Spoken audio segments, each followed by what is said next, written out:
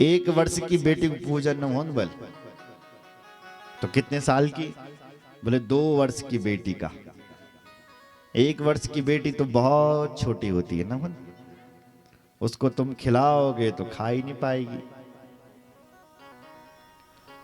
बैठाओगे तो रोएगी, बहुत छोटी होती है। इसलिए 1 साल की बेटी का नहीं, 2 वर्ष से लेकर के 10 वर्ष तक की बेटियों का पूजन करें। कुमारिका तुसा प्रोक्ता द्विवर्षाया भवेदिह। 2 वर्ष की बेटी को नौचवल कुमारी। अब आते हैं 3 वर्ष की बेटी। इधर देखो, 3 वर्ष की बेटी का नाम है त्रिमूर्तिश्च त्रिवर्षा। 3 वर्ष की बेटी का नाम है त्रिमूर्ति। अब आते हैं 4 साल की बेटी। 4 साल की बेटी का नाम है कल्याणी चतुराब्धिका। 4 साल की बेटी बल कल्याणी छे। रोहिणी पंचवर्षा चा। जो 5 साल की बेटी बल 3 नो छे रोहिणी। वह 6 वर्षा कालिका स्मृता। जो 6 साल की बेटी है उसका नाम है काली। चंडिका 7 वर्षा। 7 वर्ष की बेटी छे 3 नो छे चंडिका। 8 वर्षा च सांभवी।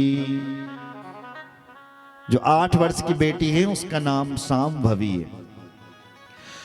9 वर्षा भवे दुर्गा। जो 9 वर्ष की बेटी है वो दुर्गा है। सुभद्रा 10 वर्षिका। जो 10 साल की बेटी है बल उसका नाम है सुभद्रा। तो ऐसे 2 साल से लेकर के 10 साल तक की बेटियों का पूजन करना है। बोलो जय श्री राम, जोर से बोलो। हाँ, क्या मिलता महाराज इन बेटियों का पूजन करके? 2 साल की बेटी का पूजन करेंगे तो क्या मिलेगा? श्री सूत जी कहते हैं, ऋषियों कुमारी पूजिता कुर्याहो दुख दारिद्र्य नाशनम शत्रुक्षयम धनायुष्मम बलवृद्धिम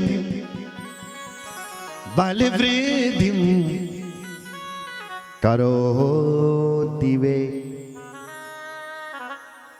अगर आप 2 साल की बेटी का पूजन करोगे तो शत्रु क्षयम, पहला शब्द लिखा, तुम्हारे बल शत्रुओं का विनाश हो जाएगा। धनायुष्मम, आपकी घर पे बल धन बढ़ेगा। बल वृद्धिम, घर में जो कमजोर ये उसको मटवे जला वहां पर बल है जल, वृद्धि होगी घर पर। बल वृद्धिम करोति वे। इसलिए 2 साल की बेटियों का पूजन करें। और सुनो, जिन बहनों के पुत्र नहीं हो रहे हैं उनसे निवेदन कि आप भी 3 वर्ष की बेटी का पूजन करें। या जिनके पुत्र होते हैं और मृत हो जाते, ऐसी देवियों को भी 3 वर्ष की बेटी का पूजन करना चाहिए। त्रिमूर्ति पूजनादायुष त्रिवर्गस्य फलम लभे धन धान्यागमश्चैव पुत्र पौत्रादि वृद्धया।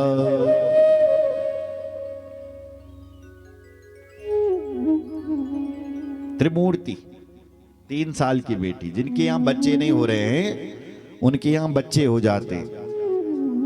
जिनके बच्चों की बल अकाल मौत हो रही है, बच्चे टिक नहीं रहे, पेट से ही गायब, ऐसी देवियों को भी 3 साल की बेटी का पूजन करना चाहिए। और जो दादी परेशान, मेरा नाती ना होना,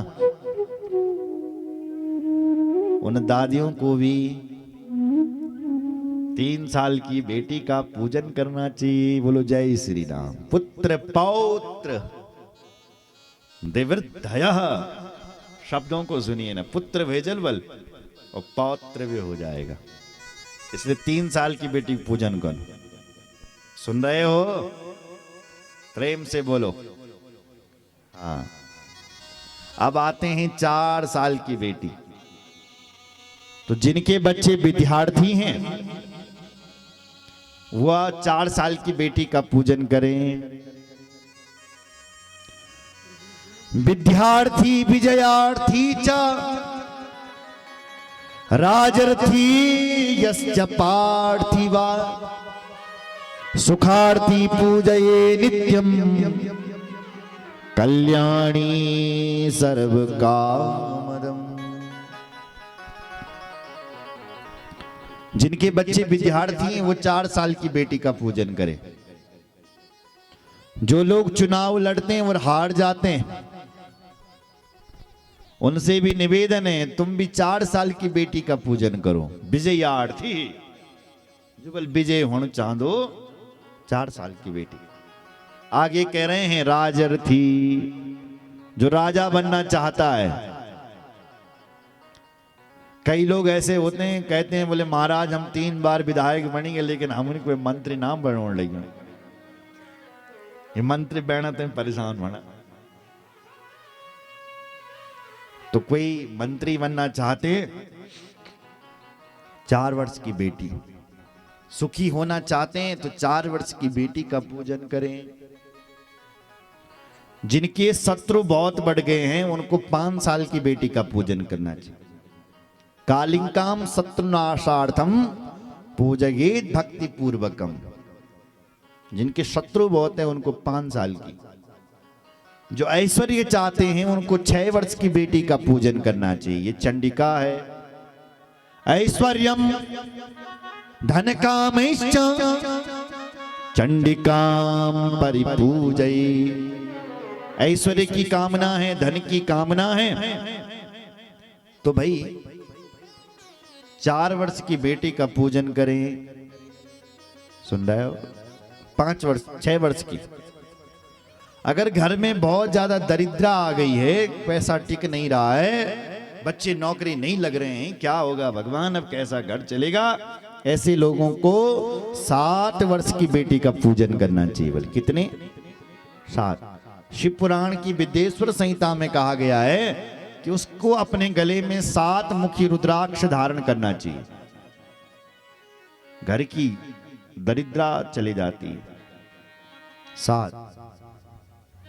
जिनके क्रूर शत्रु बढ़ गए उनको 8 वर्ष की बेटी। जिनको मनवांचित फल चाहिए उनको 9 वर्ष की बेटी का पूजन करना चाहिए। और सुनो, यदि कोई बीमार है, रोग शांत नहीं होने लगे रोग, तो उसको चाहिए कि वो 10 वर्ष की बेटी का पूजन करें। रोहिणी रोग नाशाय पूजवे ये द्विदिवन्नरा। तो रोहिणी का पूजन करें। रोहिणी भगवती हमारे रोगों को शांत करती है कि सुन रहे हो? इसलिए मां रोहिणी का पूजन करें।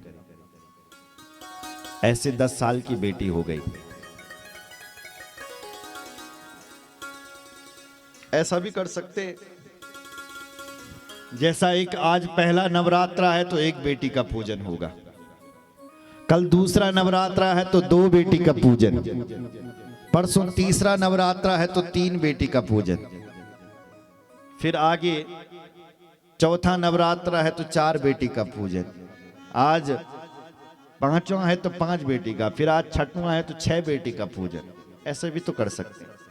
और अगर ऐसा ना कर सकें तो अष्टमी के दिन पूजन करना चाहिए। जो लोग अपने पेट में बेटियों को मारते हैं और फिर कन्या पूजन के लिए बेटियों को ढूंढते हैं, ऐसे लोगों के मन को बल कभी शांति नहीं मिल सकती। बोलो जय श्री राम। किसी भी पूजा पाठ में बैठने का उनको अधिकार नहीं है। बोलो भक्त वत्सल भगवान की।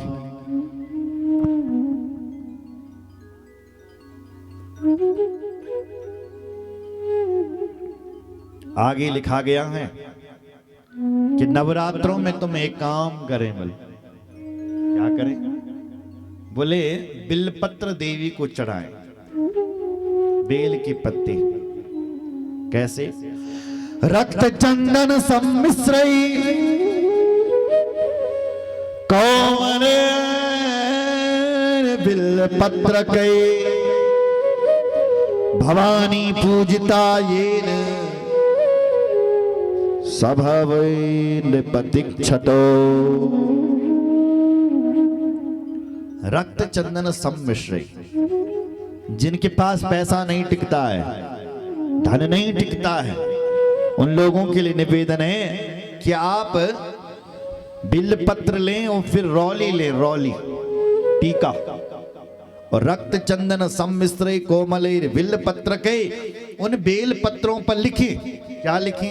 ऐं ह्रीं और क्लीं। क्या लिखना है? ऐं ह्रीं क्लीं। 3 पत्ते होते हैं ना बेल पत्री के, तो तीनों पत्ते पे लिखने ऐं ह्रीं और क्लीं। और भवानी पूजिता येन, भगवती का पूजन करें, होगा क्या? सभवे नृपतिक्षतो। धरती बल पर तुम राजा के समान हो जाओ। अगर इस प्रकार से तुम देवी का पूजन करोगे तो देवी तुम्हारे सारे संसाधनों का रास्ता खोल देगी, अपने आप तुम्हारे काम बनेंगे फिर, और तुम राजा के समान धनवान हो जाओगे। इसलिए इस प्रकार से भगवती का पूजन करना चाहिए। यां विष्णुरिंद्रो हर पद्म जो तथा अग्नि कुबेरो वरुणो दिवाकर ध्यायन्ति सर्वार्थ समाप्ति नंदिता ताम किम मनुष्या न भजन्ति चंडिका। ताम किम मनुष्या न भजन्ति चंडिका। ए मनुष्य, जिस भगवती का भजन पूजन यम विष्णुरिंद्रो, जिसका पूजन बल भगवान विष्णु कर रहे हैं, देवराज इंद्र कर रहे हैं, हर पद्म जो तथा, हर यानी शंकर भगवान, पद्म यानी ब्रह्मा जी, अग्नि कुबेरो वरुणो दिवाकरः, ये सब देवता उन भगवती का पूजन करते हैं। तुम क्यों नहीं कर रहे हो? हे मनुष्य, तुम उनको भजो। स्वाहा से देवता तृप्त होते हैं, और मेरी मां स्वाहा स्वाहा करने से देवता तृप्त होते हैं, और स्वधा स्वधा बोलने से पितर देवता बल तृप्त होते हैं। अगर आप 3 बार अपने मुखारबिंद से बोलोगे क्या? स्वाहा स्वाहा, तो स्वाहा बोलने से देवताओं को तृप्ति मिलती है, और स्वधा स्वधा स्वधा स्वधा, ये 3 बार बोलने से बल पितरों को तृप्ति मिलती। अग्नि की पत्नी का नाम है स्वाहा, और पितरों की पत्नी का नाम है स्वधा। बोलो जगदम्बा मैया की जय। इसलिए नवरात्र व्रतों की बहुत महिमा लिखी है, इसलिए जरूर ये नवरात्र के व्रत करने चाहिए।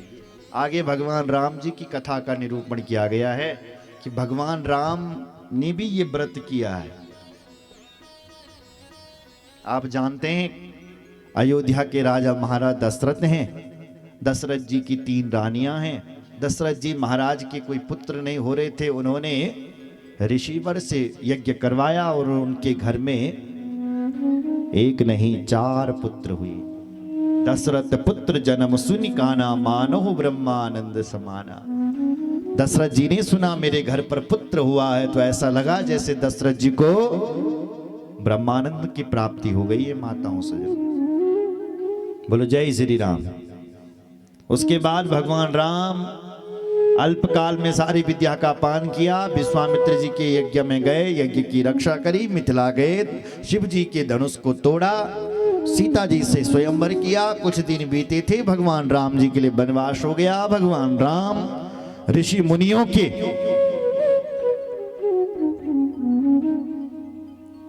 मुनियों के आश्रमों में गए, नहीं गए, और ऋषि मुनियों को भगवान राम ने दर्शन दिया। और उसके बाद भगवान राम पंचवटी पर आए, और पंचवटी पर भगवान राम जी ने असली सीता जो है अग्नि देवता को दे दी थी, और एक नकली सीता अपने साथ रख दी थी।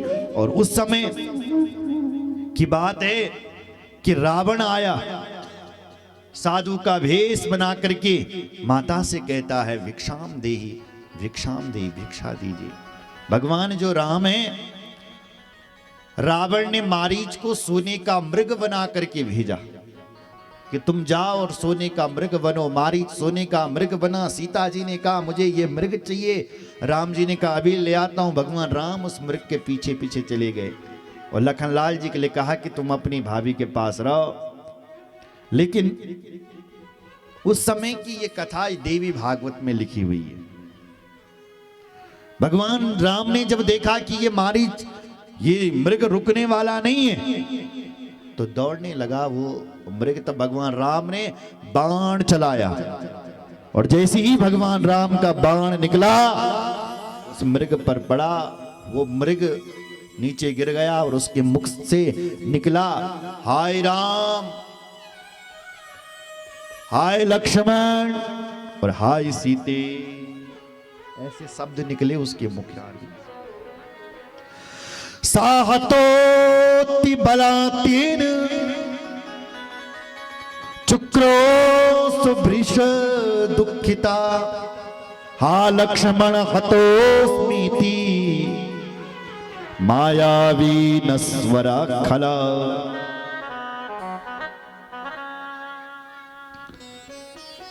वो खल अपने मुख से कहने लगा हा लक्ष्मण हतोस्मीति मायावी नस्वरा खला। वो मायावी कह रहा है हे लक्ष्मण बचाओ, हे लक्ष्मण बचाओ, हे लक्ष्मण बचाओ।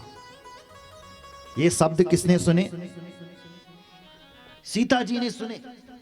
सीता जी लक्ष्मण जी के लिए बोले हे लक्ष्मण जाओ जाओ जाओ, तुम्हारे भाई संकट में है। गच्छ लक्ष्मण तूर्णम त्वम हतोषो रघुनंदना, हे लक्ष्मण तुम जाओ, तुम्हारे भाई संकट में। लगता है कि तुम्हारा भाई किसी ने मार दिया है। तो आमाह वैति सौमित्रे सायं कुरु सत्वरम, हे सुमित्रा नंदन शीघ्र जाओ, शीघ्र जाओ और अपने बड़े भाई की तुम रक्षा करो, रक्षा करो। लखनलाल जी कहते हैं मां, मेरे भाई को इस दुनिया में कोई नहीं मार सकता है, मेरा भाई तो सर्वसमर्थ। धैर्यम कुरु कुरु धैर्यम न मन्येद्या रामम हन्तुम समम चितो।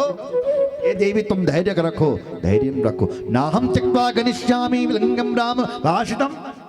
भगवान लखनलाल जी के शब्द सुनिए, नाहम त्यक्त्वा गमिष्यामि, मैं तुम्हें नहीं छोड़ सकता। क्यों नहीं छोड़ सकता? तो मुझे बोले मेरा भेजू, मैं ते मना कर। मेरे राम जी ने मुझे मना किया है कि लखन ये निशाचरों की नगरी है, तो अपनी भाभी को छोड़ करके कहीं मत जाना, यहीं रहना। इसलिए ना हम तक हम तुम्हें नहीं छोड़ सकते। अब देखो, अब सीता जी को क्रोध आ गया।